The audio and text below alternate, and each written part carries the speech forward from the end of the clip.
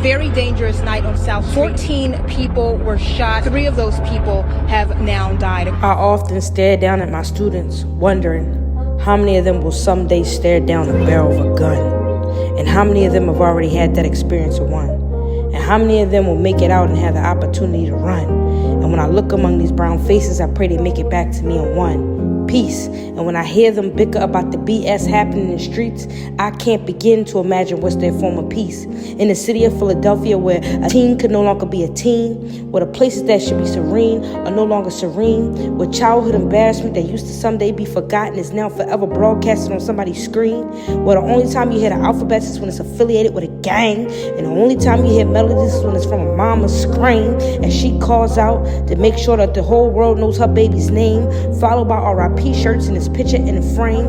I stare down thinking about the here and now, praying for their futures, because although those shots ring out, it's like they still can't hear a sound. They can't hear through the noise. They no longer walk around with poise. Young girls begging for attention from these little boys, allowing themselves to be exploited explicitly with no form of empathy.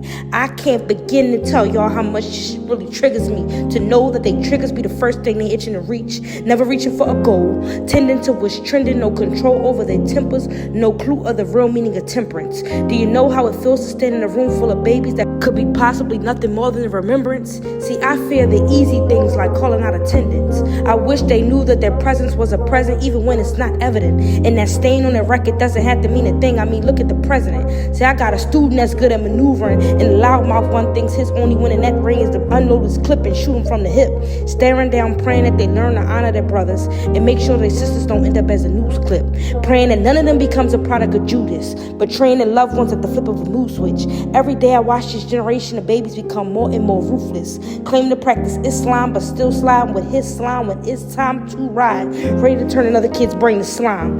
I stand before them each day waiting for them to come to understanding that it's time to wake up, similar to a Buddhist. Tension in my classroom be thicker than mucus.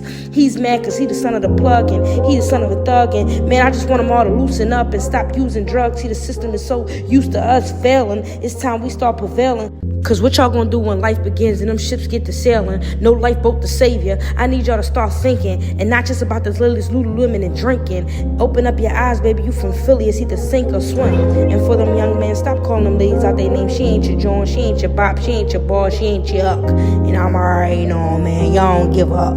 But I do, and I pray you make it back to me tomorrow, cause you might be running out of luck. And I finally understand what my mama meant when she said, half them kids you go to school with now is either going to be in jail or dead. So I pray when you walk out in the street tomorrow, you hear my voice in your head, and remember exactly what your teacher said.